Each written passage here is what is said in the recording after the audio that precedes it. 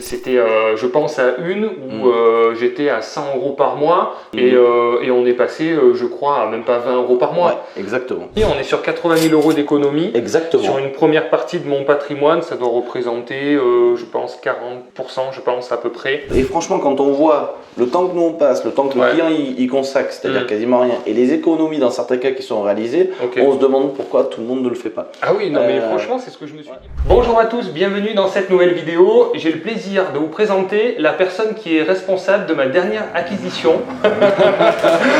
Donc Mathieu, bienvenue sur la chaîne et merci d'accepter de passer aussi en vidéo sur YouTube. Merci à toi. Bienvenue Mathieu, donc bon, tu vas te présenter, et également investisseur immobilier, mais Mathieu m'a fait économiser énormément d'argent sur mes assurances emprunteurs que je n'avais jamais négociées. Et je pense à tort, parce que je pensais inconsciemment, et maintenant je me rends compte que c'était une erreur, que la renégociation allait être mal perçue par les banques et que je n'aurais plus la possibilité d'avoir de nouveaux financements parce que je renégociais mes assurances et donc je ne jouais pas le jeu commercial.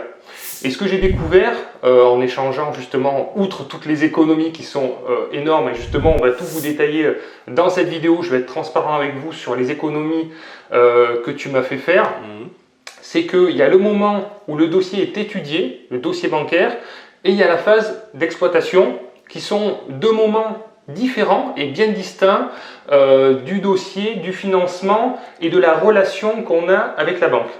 Donc vous savez que bon, tu nous expliqueras un peu plus en détail pourquoi effectivement ça ne pose pas de problème au niveau bancaire, mais je ne m'attendais pas à de telles économies, sinon je serais venu te voir plus tôt. Donc Mathieu, bon, est un ami aussi, on est dans la même ville, voilà, et investisseur aussi immobilier, vous expliquera rapidement. Et puis bon, on joue un peu au paddle ensemble. Bon, souvent c'est moi qui gagne, mais ça, gagner, bon, c'est pas le sujet de la vidéo. Mais voilà, donc je suis content de vous faire cette vidéo aujourd'hui pour vous présenter un petit peu le process parce que on n'en parle pas assez. Je trouve que sur les réseaux, finalement, on parle pas assez des économies qu'on peut faire. Et moi, je suis le premier à dire qu'il faut jouer le jeu bancaire. Mais on n'est pas là pour se faire siphonner, on n'est pas là pour se faire arnaquer non plus. Et je me rends compte qu'avec des garanties similaires, il y a d'énormes économies à faire. Et assez simplement. Justement, du coup, Mathieu va nous expliquer le process, un process assez simple, assez rapide. Et une société justement avec laquelle on va tisser un partenariat avec Projet Locatif qui est en cours de discussion. Qui me semble intéressant et prometteur parce que effectivement c'est directement du cash flow supplémentaire. Exactement. Bon, du coup j'ai parlé un peu beaucoup. Ça fait beaucoup de sujets du coup à reprendre, mais effectivement tu as tout très bien résumé et je te remercie. Donc moi en termes de présentation très rapidement, effectivement donc moi c'est Mathieu Langlois, je suis le gérant du coup du cabinet LM Consilium. Le cabinet existe depuis 2016, moi je suis à mon compte dans ce domaine d'activité depuis 2013. Le cabinet est spécialisé en deux pôles d'activité. On a un pôle courtage en financement et donc renégociation de prêts et bien évidemment, comme tu l'as évoqué, assurance emprunteur où on peut faire effectivement des économies plus que significatives avec des garanties similaires à ceux au contrat bancaire. Et après, on a tout un pôle sur la stratégie patrimoniale. Et comme tu l'as évoqué, effectivement, je pense que c'est ça aussi qui nous a rapprochés dans un premier temps, c'est qu'on est tous les deux passionnés d'immobilier et donc investisseurs également, alors à plus petite échelle que toi, mais investisseurs et passionnés par l'immobilier. Et donc voilà, et donc c'est comme ça qu'on s'est rencontrés. Pour en revenir au contrat d'assurance de prêt, effectivement c'était quelque chose qui était relativement méconnu depuis de nombreuses années. C'est pas des points sur lesquels les gens pensaient renégocier. Parce que ce qu'il faut dire, c'est qu'avant 2022, on n'était pas sur la loi Lemoine que l'on a aujourd'hui, on était sur la loi Hamon et l'amendement Bourquin, qui complexifiait un petit peu la renégociation de ces assurances. Depuis 2022, avec la loi Lemoine, il n'y a plus de date pour pouvoir remplacer le contrat d'assurance de la banque. Il n'y a plus de date à respecter, donc on peut le faire vraiment à n'importe quel moment. Depuis 2022, la loi Lemoine permet également à des assureurs ils ont supprimé les formalités médicales dans certaines conditions. Donc, pour quelqu'un dont le prêt se termine avant son 60e anniversaire et qui a moins de 200 000 € à assurer, il n'y a plus aucune formalité médicale. Donc ça c'est très important. Je dis ça pourquoi? Pour des clients qui n'oseraient pas se lancer, qui sont locataires, eh bien, sachez que parce qu'ils ont eu un petit pépin de santé, eh sachez que maintenant si on respecte ces critères-là, vous serez couvert à 100% sans aucune exclusion au même tarif que quelqu'un qui n'ait pas eu forcément de pépin de santé. C'est énorme. Ça c'est très important. Les deux conditions, c'est quoi? C'est moins de 200 000 euros et que la durée de prêt, le prêt se termine avant le 60e anniversaire de l'assuré. D'accord. C'est-à-dire que même nous dans le conseil en tant que courtier aujourd'hui, ça arrive régulièrement, même si c'est difficile de parler de pépins de santé, mais quand c'est les clients qui se confient à nous, mais ça nous est arrivé des fois d'ajuster la durée du prêt pour éviter qu'ils aient toutes ces formalités médicales. Ok. Et dans le cadre d'une substitution, c'est pareil. On a beaucoup de clients aujourd'hui qui avaient eu des formalités médicales à l'époque où ils ont fait leur crédit, avant 2022, qui ont eu des majorations énormes, voire même des exclusions. Nous, aujourd'hui, on peut leur reprendre ces assurances-là sans exclusion, sans majoration et en les couvrant pour le tout bien moins cher à 100% sur l'ensemble des garanties auxquelles ils peuvent prétendre. C'est top. Il y a peu de communication, je trouve, sur ces assurances emprunteurs, sur ces évolutions. Enfin, on parle de renégociation de prêts. On a l'impression qu'effectivement, c'est là où on va faire le plus d'économies. Mais pas forcément, parce que on le verra après dans mes contrats, c'est juste incroyable. Il y a certains contrats où il y a eu plus de 70% de baisse sur certaines mensualités. Et grâce justement aux partenaires que tu as, mais justement, on a pu éviter toutes les formalités médicales un peu lourdes, parce que moi, vous imaginez, il y a quand même pas mal de prêts. Bon, on en a traité à peu près, je pense, 50%. On est encore sur le sujet parce que j'ai différents associés, donc on va continuer à avancer. Mais sur tous les prêts que j'avais ou avec mon épouse, etc., c'était, je pense, à une où j'étais à 100 € par mois pour un prêt en capital restendu de 186 000 euros. Et on est passé, je crois, à même pas 20 € par mois. Exactement. C'est juste, bon, ça c'est la plus importante. Ça ne veut pas dire que vous ferez des économies toujours de 80%, mais en moyenne, dans le lot par rapport à mes assurances, c'est assez énorme. Alors, donc ça c'est simple parce que comme tu dis, il n'y a plus besoin d'attendre un an maintenant. Exactement. Ça c'est vachement bien. Avant, il fallait attendre un an. Même pas. Avant, c'était la loi Hamon, c'était durant la première année, tu vois. Il y a beaucoup de banques qui, moi j'ai entendu souvent ce discours-là, qui stipulait qu'il fallait attendre un an. Alors que non, en fait, la loi Hamon, c'était durant la première année. Et après la première année, c'était l'amendement Bourquin, il fallait faire une substitution à date d'anniversaire. C'était un petit peu plus complexe. Et oui, ça complexifie. On se dit, voilà, il faut que je reprenne mes contrats. Où ils sont? Je sais plus, machin. Et puis il fallait résilier tant de mois avant la date d'anniversaire du contrat. Il y avait des règles et dès qu'on dérogeait à ça, il fallait attendre un an de plus. Et souvent les gens soit oubliaient, soit passaient à autre chose. Et puis donc voilà. Donc oui, effectivement, pour en revenir à cette assurance emprunteur, il n'y a pas eu énormément de pubs parce que la loi Lemoine, ce qu'il faut savoir, c'est qu'elle date de 2022, donc c'est quand même assez récent. Il faut dire qu'effectivement, on fait d'énormes économies sur ton dossier à toi parce que tu es quand même un profil qui reste atypique. Hein. Il y avait beaucoup de capitaux à assurer parce que tu es un gros investisseur immobilier. Et par contre, là où je voudrais rassurer moi les personnes qui nous regardent, c'est qu'on a parlé d'économies ultra significatives et des fois on pourrait se dire mais oui, mais si les économies sont si importantes, c'est peut-être que la qualité des garanties à l'intérieur du contrat sont moindres. Ça, c'est absolument pas possible. Sur l'assurance emprunteur, si on veut pouvoir se substituer au contrat de la banque, on est obligé, c'est la loi, de proposer un contrat à minima avec des garanties équivalentes. Sinon, le contrat, la substitution par la banque est refusé. Donc voilà, ce qu'il y a d'intéressant et d'important, parce que moi j'y accorde une très grosse importance aux garanties qui sont mises dans les contrats, dans les contrats, parce que c'est bien beau de faire des économies, mais la priorité reste quand même d'être bien assuré, parce que si on se couvre pour quelque chose, donc si le sinistre arrive, il faut être couvert. Et donc là, en l'occurrence, ce qu'il y a d'intéressant avec les substitutions que l'on fait, c'est qu'on arrive à vous assurer, à t'assurer exactement de la même manière, voire dans certains contrats avec des garanties supérieures à ce que tu avais, à moindre coût. Ça, c'est hyper important parce que souvent les assurances, pour vraiment comprendre un contrat d'assurance, il faut être assureur presque parce que le prix est souvent lié aux garanties pour les PNO, pour toutes les assurances en fait. Donc c'est très dur de comparer des contrats. Et là, c'est pas le cas. C'est une économie avec les mêmes garanties. Donc il n'y a pas de raison de s'en priver. Surtout que nous, quand on est investisseur, c'est souvent des garanties assez simples. C'est le décès et l'invalidité. La perte totale et réversible d'autonomie. Perte totale et réversible d'autonomie. et souvent, c'est pas la perte d'emploi n'est pas prévue dans les contrats. Non, même l'interruption. La perte d'emploi, on la retrouve quasiment jamais, même sur de la résidence principale. Mais c'est surtout vous regarderez vos contrats, décès et perte totale irréversible d'autonomie représentent souvent 50% du montant de l'assurance que vous payez, que tu payes. Et les 50 autres %, c'est pour l'interruption temporaire de travail, l'invalidité permanente, l'invalidité permanente totale, partielle. Et donc voilà. Et donc quand vous faites du locatif, effectivement, les gens s'assurent essentiellement pour le décès et la perte totale et irréversible d'autonomie, étant donné qu'on ne met pas forcément l'interruption temporaire de travail parce qu'il y a souvent un loyer qui vient couvrir l'échéance de prêt. Et on se dit que même en cas d'arrêt de travail, le loyer viendrait toujours couvrir l'échéance de prêt et que le prêt sur votre résidence principale, si vous en avez, lui par contre serait pris en charge lorsque vous avez mis en place votre prêt bancaire. Exactement. Ce que je voudrais partager dans cette vidéo, c'est 2-3 infos simples pour ceux qui vont voir la vidéo, pour éventuellement voir si ils ont des économies importantes à faire ou pas, et les informations essentielles à regarder en termes, je sais pas, de pourcentage. Est-ce que tu as une notion par exemple sur le pourcentage, en fonction, c'est bien sûr lié à l'âge et au questionnaire de santé, mais pour quelqu'un qui est en bonne santé, admettons une quarantaine d'années, pour donner une moyenne, quel est le pourcentage d'assurance que tu peux obtenir en moyenne par rapport justement aux assurances bancaires, pour voir un petit peu le gain? Parce que ce qui est intéressant, c'est que tu n'as pas besoin de beaucoup d'infos justement pour renégocier les assurances, c'est très simple. Exactement. Et là je me suis dit ça va être complexe, c'est pour ça que je ne voulais pas me lancer moi, vraiment dans les assurances. Je me suis dit va falloir ressortir tous les dossiers, ça va être lourd, ça va être hyper énergivore. En fait non, tu n'as pas besoin de beaucoup d'informations, donc bien sûr on mettra le lien de ta société en description pour tous ceux qui souhaitent faire appel à tes services. Ouais, exactement.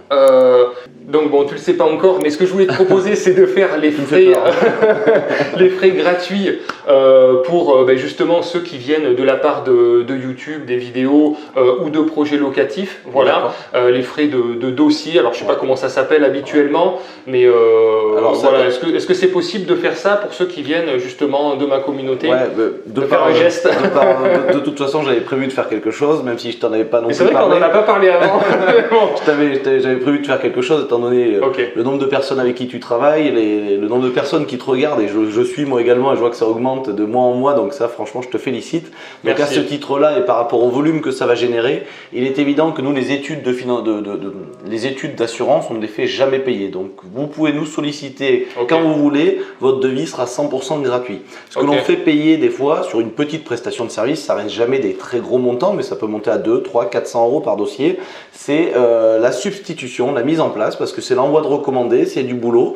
Et effectivement, ce que je voulais te proposer, donc j'avais pas prévu que ce soit 100% gratuit, mais je vais te le confirmer, pour l'ensemble des clients qui viendront nous voir de ta part, de ta chaîne YouTube ou de tes partenariats avec projets locatifs, le devis sera comme tout le monde gratuit, mais la mise en place de la substitution le sera aussi. Bon, bah super, merci beaucoup. Et moi, je suis très content aussi de te proposer et de parler de toi, parce que vraiment, la facilité avec laquelle ça s'est passé. Alors là, bien sûr, on te présente parce que c'est toi le responsable de la structure, mais il y a plusieurs personnes vraiment très sérieuses et très appliquées, qu'on remercie aussi énormément derrière, qui sont très rigoureuses, qui font un travail formidable. Et donc c'est pour ça aussi que je voulais te proposer en partenariat éventuel pour négocier les assurances. Exactement. Ben, écoute, nous ça sera avec grand plaisir. Juste une petite chose qu'on n'a pas évoquée tout à l'heure, que tu as évoqué et sur lequel j'ai pas pensé revenir, c'est de ma faute. Tout à l'heure, tu as dit, étant donné qu'on avait bien, au vu du volume global des assurances de prêt, que tu n'aurais pas forcément toi de formalité médicale. Alors, on aura des formalités médicales, c'est que pour Robin, étant donné le volume de reprises, il y aura automatiquement le questionnaire de santé simplifié. Mais vu qu'on a fait des reprises sur plein de compagnies différentes, étant donné qu'on est courtier en assurance emprunteur, on a pu aller au maximum de chaque compagnie pour éviter des examens complémentaires type électrocardiogramme, prise de sang. Donc tu auras simplement les quelques questions simplifiées du questionnaire de santé pour couvrir plusieurs millions d'euros. Donc c'est assez extraordinaire d'avoir pu mettre tout ça en place. Oui, ça c'est vraiment la technicité et tout le partenariat, parce que en fait c'est là où j'ai découvert, c'est pas 2-3 partenariats locaux, c'est des partenariats nationaux et multiples, vraiment une offre très variée. Donc tu fais partie d'un groupe aussi numéro 1 de la renégociation aussi de prêts, d'assurance emprunteur. Et donc ça permet d'être les mieux placés en termes de tarifs. Et même des fois c'est même les mêmes banques qui assurent pour 2 fois moins cher ou 3 fois moins cher. On a eu le cas pour toi. toi, hein, tu as un contrat chez Cardif, avec Cardif qui est une très très bonne compagnie d'assurance emprunteur. Et bien avec le même contrat Cardif, on arrive à être mieux positionné. Il y a une notion de volume qui est proposée par le groupement avec qui je travaille. Forcément, il y a aussi une notion de marge. Nous, l'idée étant vraiment de développer le portefeuille d'assurance, et donc on a mis en place des tarifs qui nous permettent d'être quasi défiant toute concurrence. Alors, si on reprend ce que j'ai demandé avant, est-ce que tu peux donner, est-ce que c'est possible de donner un pourcentage pour l'assurance qui te paraît correct, toi, que tu penses pouvoir obtenir, et chacun pourra regarder votre taux d'assurance dans vos offres de prêt pour voir un petit peu le gain pour quelqu'un de 40 ans. Est-ce qu'on est sur du 0,30, 0... En général, les banques, de mémoire, on est plus sur du plus 0,30, 0,35. Ça, c'est hyper, ça dépend d'énormément d'éléments. Ça va dépendre de l'âge de la personne. Comme tu l'as dit tout à l'heure, ça va dépendre le type de garantie, s'il n'y a que le DCPTIA ou s'il y a d'autres garanties. Donc ça va dépendre de beaucoup de choses. Il n'empêche qu'en moyenne, j'ai pas fait les stats exactes, mais en moyenne, on arrive à faire entre 25 et 30% à garantie équivalente d'économie au client, quel qu'il soit. C'est une moyenne. Si la personne est jeune, grand, sportif comme toi, forcément, il n'y aura pas d'exclusion. Et c'est là où les écarts par rapport à la banque seront plus significatifs. A l'inverse, si on a un professionnel de kitesurf qui en plus fait de l'équitation, est fumeur et qui le reste de la semaine a un métier à risque, on risque d'avoir un écart bien moindre, voire peut-être pas d'écart, ça peut arriver des fois, avec un contrat groupe bancaire où ils ne posent pas toutes ces questions, ils vont pas autant dans le détail que nous, et donc vous êtes tous plus ou moins assurés, que vous fumez ou pas, vous êtes assurés au même prix. Donc bien évidemment en externe sur de la substitution, de la renégociation, les profils non à risque avec des sports, des métiers qui ne sont pas forcément à risque, c'est là où on fait le plus d'économie. C'est là où on arrive à faire le plus d'économie. Super. Mais quoi qu'il en soit, même si vous avez toutes ces petites pathologies, si je peux me permettre l'expression, vous fumez, vous faites du sport à risque, ça mérite quand même d'étudier une renégociation parce qu'on arrive quand même, en fonction des compagnies, c'est ça aussi, à aller chercher des choses assez sympas. Est-ce que, par expérience, il y a des banques où il y a vraiment des marges plus importantes, les assurances sont plus chères, ou c'est finalement par rapport au groupe, sont toutes forcément majorées en général, mais est-ce qu'il y en a qui sortent plus que d'autres, qui sont plus intéressantes à renégocier que d'autres? Non. Des fois, les caisses régionales, je vais me faire détruire, hein, mais des fois, les caisses régionales ont des coûts d'assurance un petit peu plus élevés, mais sachant que ce n'est pas les banques en elles-mêmes, c'est les assureurs derrière, et les assureurs, c'est un groupe à part. Bien souvent, les assureurs, quand vous avez un assureur comme CNP, comme Pacifica, c'est des gros assureurs au niveau national, donc j'ai pas de... Non, il n'y a pas spécialement d'assurances qui vont être plus ou moins bien placées, sachant qu'aujourd'hui, maintenant, certains conseillers bancaires ont aussi la main pour faire des remises sur les assurances. Donc honnêtement, ça dépend de tellement de paramètres que ça serait compliqué pour moi de dire telle ou telle banque est mieux ou moins bien placée. Vraiment, ce que je vous invite à faire à tous, ça nous prend 30 secondes à vous faire un devis. On a besoin d'un simple document, c'est votre tableau d'amortissement, donc c'est l'échéancier des mensualités, si possible définitif. Quelle est la différence entre un tableau d'amortissement définitif et non définitif? Le définitif, c'est celui que vous avez généralement quand vous avez débloqué 100% de votre financement. Et là où vous le verrez, c'est dans la colonne de gauche. Vous avez non pas des numéros sur votre tableau d'amortissement, mais vous avez les dates. Ce qui nous permet, nous, de pouvoir faire un chiffrage vraiment précis avec les capitaux restants dus, avec la durée restante, parce qu'il faut que ça tombe à la virgule près, sinon le contrat ne pourra pas être mis en place. Donc il y a juste besoin du tableau d'amortissement pour une première approche, pour voir le gain potentiel.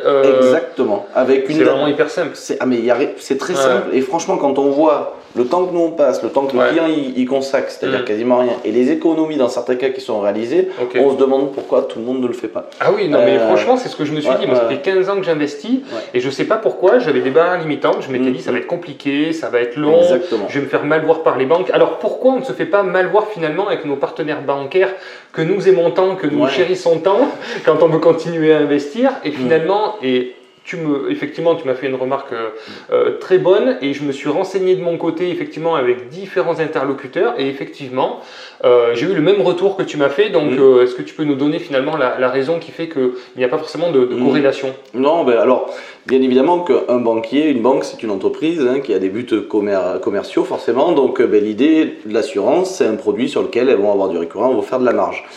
Il n'empêche qu'aujourd'hui déjà les banques génèrent tellement de produits, tellement de clients clients qu'il est compliqué pour elle de voir qui, au cours de la vie de son contrat de prêt, a fait une renégociation ou pas de son contrat emprunteur. Ça, c'est déjà très compliqué. Je suis pas sûr qu'il y en ait beaucoup qui puissent suivre ce petit point-là parce que ils ont déjà tellement de choses à gérer. Ça, c'est la première des choses. La deuxième, une banque, c'est une entreprise commerciale, comme on a dit tout à l'heure. Et donc, clairement, aujourd'hui, si vous récupérez de votre assurance emprunteur, ça peut et que derrière, peut-être qu'avec la banque, vous allez ouvrir d'autres contrats, d'autres comptes, vous allez peut-être assurer le nouveau bien que vous allez acheter. Ils vont peut-être vous proposer une protection juridique quand vous commencez à avoir des biens avec des prix remisés.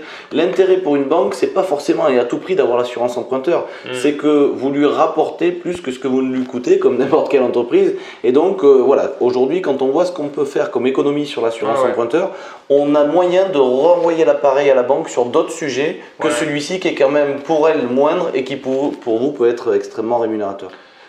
Exactement. Et aussi l'interlocuteur qui va, je pensais que tu allais dire ça parce que c'est ce que tu m'avais dit, mais j'ai vérifié effectivement c'est le cas, l'interlocuteur qui va traiter notre finalement annulation d'assurance emprunteur, c'est dans les centres, c'est à Bordeaux, c'est à Paris, et nous, effectivement, nos conseillers bancaires sont jamais au courant en fait, des renégociations. Exactement.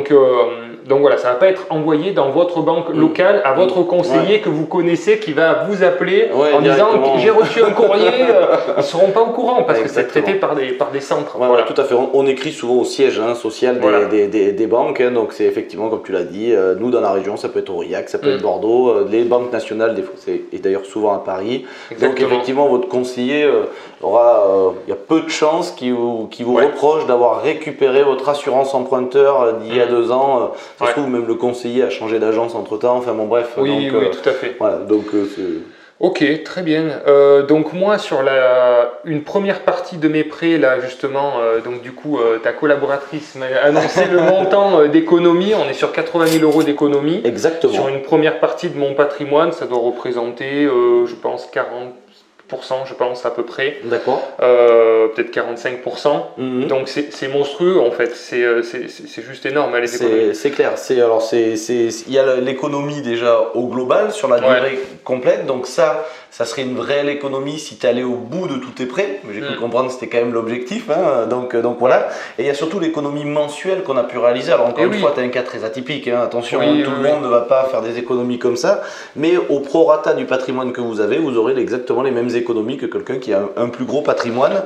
Et là, mensuellement, pour un dossier comme le tien, on a quasiment 500 euros par mois qui viennent d'économies, toujours pareil, avec à minima les mêmes garanties.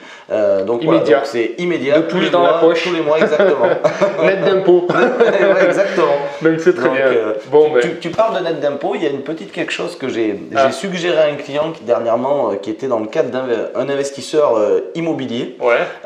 Il a eu la possibilité, c'était une année où il devait acheter un bien et réaliser des travaux pour venir les imputer sur ses revenus fonciers. Sauf qu'il n'a pas pu faire les travaux à temps. Moi, on lui a fait une substitution, mais c'était vraiment en parallèle, rien à voir avec ce projet-là, d'assurance de prêt. Sachez que sur l'assurance de prêt, on peut également tout payer en une fois. C'est-à-dire, vu qu'il avait un petit peu de revenus fonciers, déjà, ça coûte bien moins cher que de la payer tous les mois, au global. Ah ouais, je savais pas, c'était faisable ça. Voilà, il a tout payé en une fois, donc il avait à peu près 10 000 euros de revenus fonciers.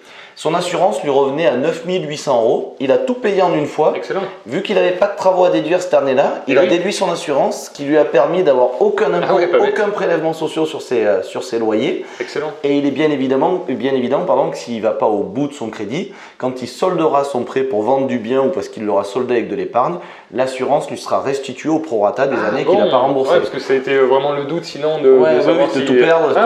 Voilà, donc, c'est pas mal. Je savais pas qu'on pouvait payer en une fois comme ça. C'est possible, on peut payer soit au semestre, soit à l'année. Plus on paye avec des régularités, avec un écart sur la régularité, moins le coût de l'importance est élevé.